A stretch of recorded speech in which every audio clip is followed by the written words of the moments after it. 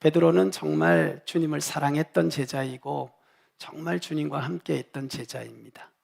그런데 오늘 여기 본문의 말씀을 보시면 그러한 베드로가 예수님이 잡히시던 밤에 이렇게 사람들 앞에서 말합니다. 나는 그런 사람을 모릅니다. 나는 그와 함께 했던 사람도 아닙니다. 그리고 당신이 자꾸 나와 그를 엮으려고 하는데 난 당신의 말이 무슨 말인지 모릅니다. 예수님을 모른다고 이야기하는 베드로의 말입니다. 평생 변하지 않을 것 같고 평생 주님과 함께 했다고 했던 베드로입니다. 근데 정말 베드로가 예수님을 모를까요? 우리 마태복음 16장 16절에 보면 베드로가 이렇게 고백을 하죠. 주는 그리스도시요 살아계신 하나님의 아들이십니다. 여러분도 예수님을 그렇게 고백하시면 아멘. 네. 다 같이 한번 우리 고백해 볼까요? 주는 그리스도시요. 시작. 주는 그리스도시요 살아계신 하나님의 아들이십니다. 그렇습니다. 베드로의 고백입니다. 예수님이 베드로를 축복하셨어요. 그런데 베드로의 이 고백 뒤에 이어지는 주님의 말씀이 바요나 시몬아 내가 복이 있도다. 이를 알게 하니는 하늘에 계신 내 아버지시니라. 베드로가 칭찬을 듣고 예수님의 제자로서의 삶을 사는 것은 하나님의 은혜라는 겁니다. 하나님의 은혜. 은혜가 있으면, 하나님의 은혜가 있으면 이런 고백도 할 수 있고, 하나님의 은혜가 있으면 제자의 삶도 살 수 있습니다. 오늘도 여러분과 나가 이렇게 믿음을 지켜갈 수 있는 것은 하나님의 은혜인 줄 믿습니다. 그런데 왜 베드로는 이렇게 예수님을 모른다고 했을까? 오늘날 많은 사람들이 은혜 안에 있을 때에는 모두가 믿음의 삶을 잘 살아가지만 하나님의 은혜가 아닌 내가 나를 의지하고 나에게 자만한 마음이 생겼을 때에는 베드로와 같은 엉뚱한 말을 하고 엉뚱한 행동을 하게 된다는 거예요. 그래서 오늘 여러분과 나는 베드로의 이 모른다고 하는 말 속에서 우리가 분명하게 기억해야 될 것, 따라 하십시다. 자만하지 말아야 된다. 이 말을 바꾸어 말하면 여러분이 여러분 스스로를 의지하지 말아야 된다는 거예요. 자기의 능력을 과신하지 말아야 된다는 거죠. 베드로가 이렇게 말을 합니다. 다른 사람은 다 예수님을 버릴지라도 나는 끝까지 주님을 따르겠습니다. 이 베드로의 고백은 진심입니다. 베드로의 고백은 진심이에요. 그가 예수님을 속이려고 칭찬 들으려고 그렇게 말한 게 아닙니다. 베드로는 진심이에요. 자, 우리 성도들 정말 하나님이 기뻐하시는 삶을 살아드리기를 원하시는 분 아멘. 내 신앙의 모습이 주님 앞에 칭찬을 받고 열매가 있는 삶이 되기를 원하시면 아멘. 여러분의 진심, 그렇죠. 마음은 모두가 하나님 앞에서 기뻐하시는 삶을 살기를 원하는 것이죠. 그 자체가 거짓되거나 그 자체가 주님을 속이는 것이 아닙니다. 베드로는 정말 주님과 함께 죽는 자리까지 가고자 하는 마음이 있었습니다. 그래서 오늘 여기 본문의 말씀을 보면 다른 제자들은 다 도망갔지만 베드로는 주님이 잡혀가신 대제사장의 집 때까지, 그 뜰까지 주님을 따라갑니다. 다른 제자들보다는 월등히 나은 모습임을 우리가 알 수 있습니다. 그래서 많은 성도들이 마음에 있는 것을 표현을 하여 다양하게 자기의 믿음을 고백하기도 하고 표현을 하는데, 우리는 베드로의 모습 속에서 조금 아쉬운 한 장면을 발견하게 됩니다. 그게 오늘 여기 봉독했던 말씀에 55절에 나오는 54절에 나오는 말씀이에요. 예수를 잡아 끌고 대제사장의 집으로 들어갈새 베드로가 멀찍이 따라가니라. 아니, 이 정도 마음의 간절함이 있으면 따라하십시다. 바짝 붙어야 된다. 그런데 지금 베드로는 정말 마음은 주님을 위하고 주님과 함께 가고자 하는 마음은 진심인데 상당한 거리를 두고 가고 있어요. 이건 자신에게 안전한 거리죠. 자신에게 안전한 거리예요. 피해는 보지 않겠다는 거죠. 그렇다고 주님을 포기한 건 아니에요. 이런 신앙을 요한계시록은 라오디게아 교회를 통해서 뭐라고 표현하셨는가 하면 뜨겁지도 않고 차갑지도 않다. 주님을 부인한 것도 아니고 그렇다고 주님과 하나가 된 것도 아닌 적당한 거리를 유지하다가 위험하면 튀어버리려고 하는, 아니나 다를까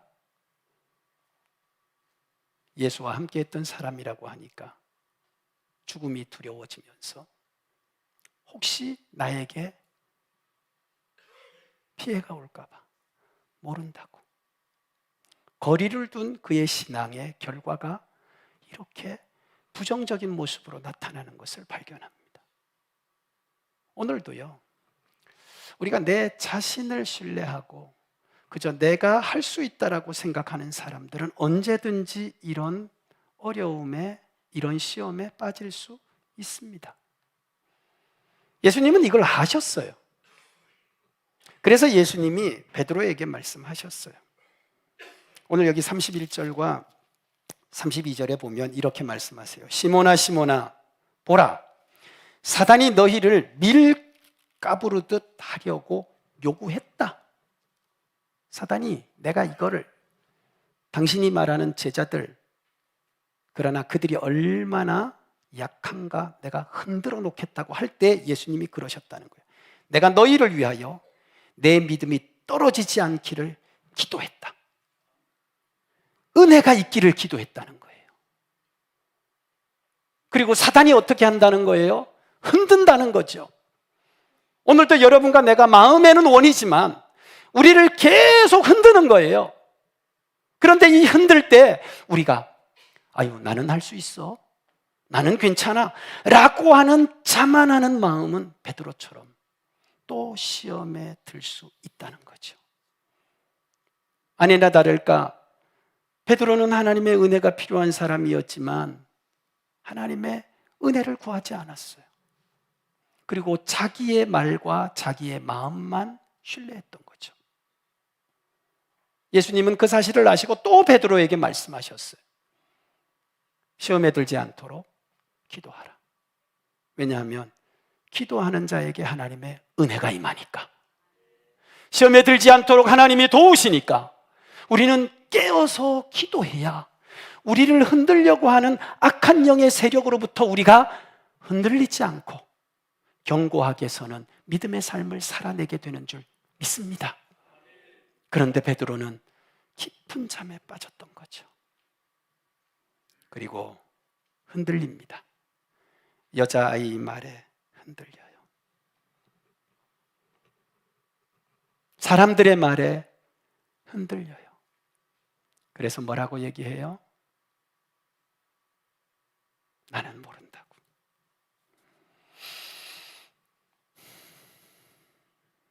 오늘도 너무나 많은 사람들이 자신을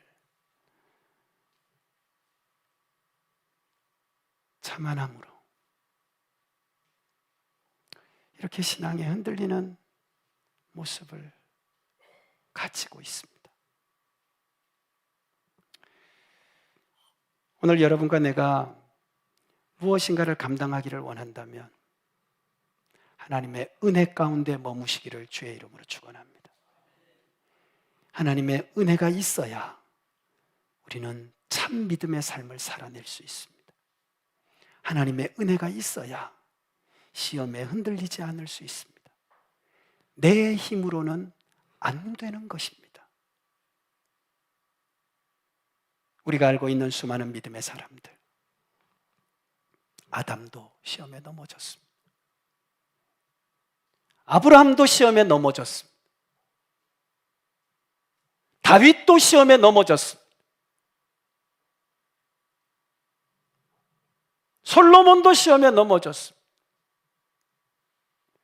수많은 믿음의 사람들이 시험에 넘어집니다. 그들에게 필요한 것, 하나님의 은혜입니다. 은혜가 있을 때에는 그들이 흔들리지도 않았고 믿음에 견고했습니다. 오늘 예배하는 우리 성도들, 우리는 정말 약하죠. 질그릇과 같습니다. 고린도후서에 기록된 4장 7절에 나오는 질그릇입니다. 이것이 우리의 현실이고 나의 모습입니다. 그러나 이 질그릇의 보배를 가져 하나님의 도우심의 역사가 있으면, 그래서 기록된 말씀처럼 하나님의 능력, 따라 하십시다. 능력이 심히 크다. 그럴 때 우리가 안전하고, 그럴 때 우리가 흔들리지 않고, 그럴 때 우리의 삶이 하나님이 귀하게 여기시는 삶을 살아내게 되는 줄 믿습니다. 그 하나님의 능력이 내게 임하도록 스스로를 믿지 말고, 스스로를 자만하지 말고 전폭적으로 하나님을 의지하시기를 주의 이름으로 축원합니다. 그 의지하심의 믿음이 오늘 주님이 말씀하신 것처럼 기도의 모습으로 나타나기를 원하고, 또 내 힘으로 무엇을 하려고 하는 것이 아니라 감당케 하시는 하나님의 놀라운 능력을 의지하는 성도들이 다 되셔서 절대로 환경이 주는 두려움이나 내가 만나는 어려움을 인하여 믿음이 흔들리거나 또 우리의 삶이 심하게 무너지지 않는, 정말 하나님 앞에서 견고한 신앙의 삶을 살아낼 수 있기를 주님의 이름으로 축복합니다. 우리 한번 앞뒤좌우로 인사하십시다. 자신을 자만하지 맙시다. 시작. 그러면 어떻게 우리에게 이런 하나님의 능력이 임하여서 우리가 이런 어려움과 유혹과 시험 가운데서 승리할 수 있겠는가? 이사야 50장의 말씀을 보면 바벨론의 포로로 끌려갔던 이스라엘의 백성들 모습을 그대로 말씀하고 있습니다. 그런데 그 모습들 가운데 가만히 보니까 그들이 하나님 앞에서 겸손하지 못했어요. 그리고 그들은 하나님의 말씀 앞에 순종하지 못했어요. 그럴 때 그들의 삶에 하나님의 도우심이 없고 그들의 삶에 어려움이 찾아옵니다. 포로가 되어서 종살이를 하는 거예요. 근데 힘든 종살이를 하고 나서 그들이 깨닫습니다. 어떻게 깨닫는가 하면, 우리가 이 어려움을 당한 것이 하나님 앞에서 하나님의 도우심과 은혜가 없이도 살 수 있다는 교만이 문제였구나. 그리고 하나님의 말씀에 우리가 귀를 기울이지 않고 내 생각과 사람들의 말에 의해서 살아온 것이 문제였구나라는 것을 깨닫습니다. 그리고 그들이 비로소 이렇게 말합니다. 여호와 하나님이 나의 귀를 열어주시니 나는 이제 거역하지도 아니하고 꽁무니를 빼지도 아니하리로다. 알았다는 거죠. 왜 내가 무너졌고 내가 왜 흔들렸는지 알았다는 거예요. 그들에게 있어서 예배도 있었고 그들에게는 말씀도 가까이 있었지만 그들의 삶에는 하나님이 없었던 거예요. 오늘 우리 사랑하는 성도들, 하나님의 절대적 도우심과 역사하심이 있는 견고한 삶이 될 수 있기를 주의 이름으로 축원합니다. 그러자면 어떻게 해야 될까요? 정말 겸손하셔야 됩니다. 이 겸손이라고 하는 것은요, 예수님의 낮아지심을 여러분 돌아보시면 됩니다. 예수님이 하나님의 영광 보좌를 다 버리시고 이 땅에 오시죠. 한없이 낮아지셨어요. 그리고 빌립보 2장 8절의 말씀을 보면 십자가에 죽기까지 하나님의 뜻 앞에 순종했습니다. 그런데 예수님을 부정했던 베드로를 보세요. 예수님이 십자가를 지신다고 합니다. 그랬더니 두 팔을 딱 벌리고 말합니다. 예수님, 그렇게 하지 마십시오. 그때 예수님이 충격적인 말씀을 하시죠. 사단아, 내 뒤로 물러거라. 그러면서 베드로를 책망하십니다. 베드로야, 너는 어떻게 하나님의 일은 생각하지 않고 너는 어떻게 사람의 일만 생각하느냐? 결국 사람의 생각을 가지고 모든 것을 보고 판단하면 하나님의 일을 방해하게 될 뿐 아니라 하나님의 뜻을 거스름으로 하나님의 도우심을 못 받는다는 거예요. 그런데 너무나 많은 사람들이 이 하나님의 뜻을 생각하여 순종하기를 결정하는 것이 아니라 자기의 뜻을 가지고 하나님의 뜻을 판단하려고 한다는 거예요. 예수님은 어떠신가요? 예수님은 하늘의 영광 보좌를 버리시고 다 이 땅에 오셔서 하나님의 뜻을 따라 십자가를 지신 줄 믿습니다. 그럴 때 하나님이 예수님을 도우셨잖아요. 예수님의 겟세마네의 이 기도 기억하십니까? 아버지여, 이 잔이 나에게서 지나가기를 원합니다. 다시 또 아버지, 이 고난의 잔이 내게서 지나가기를 원합니다. 그러나 마지막 주님이 엎드려 기도하실 때 내 뜻대로 마옵시고 아버지의 원대로 되기를 원합니다. 아버지의 원대로 되기를 원합니다라고 하나님 앞에서 하나님의 뜻이 이루어지기를 겸손하게 순종함으로 받들 때 천사들이 돕더라. 하나님이 도우신 줄 믿습니다. 오늘도 사람의 생각이 아니라 하나님의 뜻을 내가 따라갈 수 있도록 여러분과 내 마음이 겸손해지기를 주의 이름으로 축원합니다. 사람의 생각만 하지 말고 하나님의 뜻이 무엇인지를 깊이 분별하는 은혜가 있기를 주님의 이름으로 축복합니다. 그럴 때 어떤 역사가 일어납니까? 하나님이 도우시는 거죠. 따라하십시다. 하나님이 도우시면 시험도 이기고 환난도 이기고 유혹도 이기고 하나님의 뜻을 이루게 된다. 비로소 십자가를 질 수 있는, 비로소 십자가의 길을 가는 삶이 될 수 있는 것입니다. 그런데 베드로를 보니까 그런 마음이 없어요.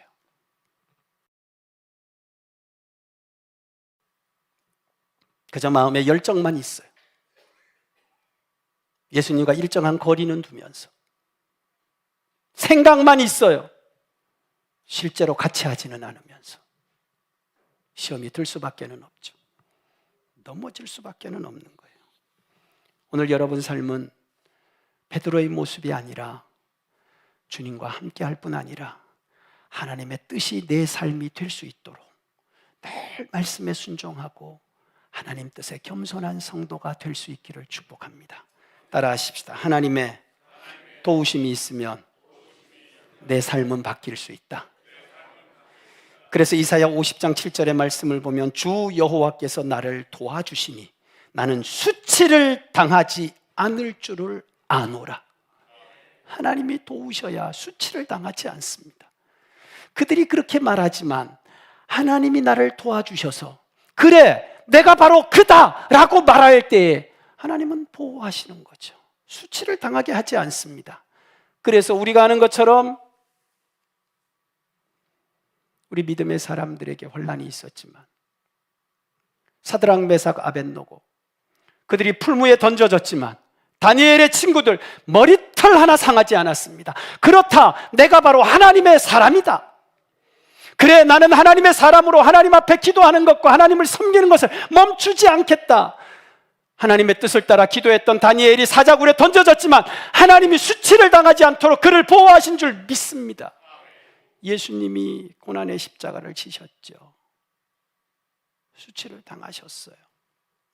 욕을 듣고 매를 맞고 피 흘리셨어요.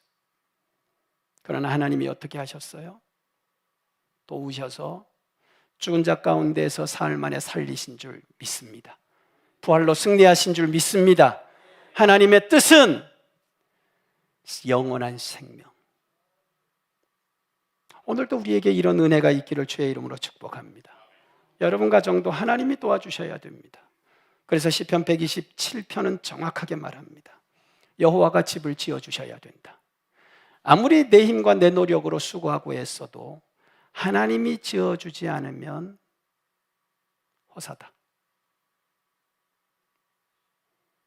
하나님이 지켜주셔야 된다. 파수꾼이 24시간을 눈을 뜨고 있어도 뺏으려는 자가 강하면 나의 지킴도 허사지만 하나님이 지켜주시면 안전하다. 오늘 우리 사랑하는 성도들, 하나님의 절대적 도우심이 있는 삶이 되기를 주의 이름으로 축원합니다. 이길만이 시험을 이기는 것입니다. 내 힘과 내 노력 불가능합니다. 그러나 하나님이 도우시면 모든 것이 가능할 줄 믿습니다. 베드로는 현실에 매여 있습니다. 오늘이 그에게는 전부입니다. 예수님이 그렇게 내일을 이야기해 주시고 사흘 뒤를 말씀하시고 영원한 세계를 말씀하셨지만 베드로는 오늘밖에 보지 못하는 한계를 갖고 있었습니다. 그러나 예수님은 다르셨죠. 고난 뒤에 영광을 보셨고 죽음 뒤에 부활을 보신 겁니다. 오늘 예배하는 우리 성도들, 여러분과 나는 베드로와 다른 것이 있습니다. 그게 뭐냐 하면 이미 우리는 천국을 약속받았습니다.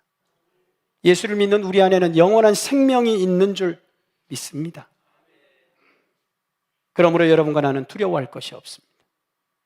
하나님이 나를 도우실 것이고 나에게는 이미 약속하신 것이 있으니 우리 성도들 믿음으로 흔들리지 않는 삶을 살아낼 수 있기를 기억할 것은 자만하지 않는 것입니다. 내가 할 수 있다고 하는 생각은 내려놓으셔야 됩니다. 따라하십시다. 하나님의 은혜가 필요합니다. 그래서 오늘까지 혹여 나를 의지하였던 분이 계신다면 이제는 절대 능력의 하나님을 의지함으로 기도하고 도우심을 구하는 삶을 통해 시험에 들지 않고 시험을 이기고 사단의 시험을 물리치는 역사가 있기를 주의 이름으로 축복합니다. 또한 하나님의 도우심만 있으면 우리의 삶은 절대 시험 위에 들거나 우리가 흔들리지 않을 수 있습니다. 그 도우심이 나에게 있도록 항상 하나님의 뜻을 생각하십시오. 그리고 항상 하나님 앞에 낮아져서 하나님의 놀라운 일들을 순종함으로 나아갈 수 있는 우리의 모습이 되어야 합니다. 그럴 때 우리 성도들의 삶에 주시는 하나님의 은혜가 시험에서도 이기게 하시고 사단의 도전으로부터도 이기게 하시고 마침내 예수님이 십자가를 지심으로 하나님의 뜻을 이루고 하나님께 영광을 돌리고 죽은 자 가운데서 다시 살아나는 부활의 영광을 입었던 것처럼 오늘 여러분과 나의 삶에도 이런 놀라운 하나님의 역사가 나타나기를 주님의 이름으로 축복합니다. 그래서 우리 이 시간 그렇습니다. 나는 약합니다. 주님, 나에게 은혜를 주옵소서. 우리 믿음으로 오늘 말씀을 기억하면서 고백하고 은혜를 구합니다.